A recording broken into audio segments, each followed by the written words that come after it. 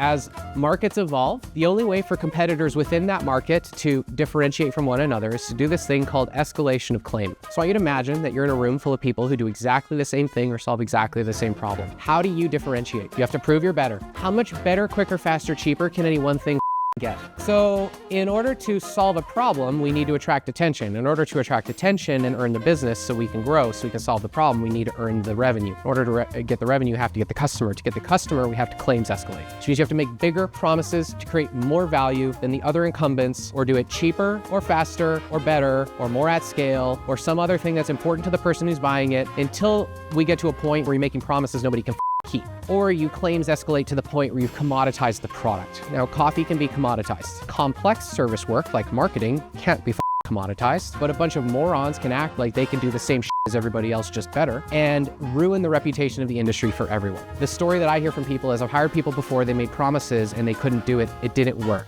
That's the story. I hear on just about every sales call, well, Alexander, if I could put $1 in and I got more than $1 out, I would most certainly buy. I'd like you to imagine for a second, if I could do that, why the f would I do it for you? Here's the problem. Other people in my industry will sell you that. So now in a market where there's claims escalation, if I'm saying no and they're saying yes, you'll put on rose-colored glasses and buy the from them because they feed your fantasy, and Alexander makes it sound hard.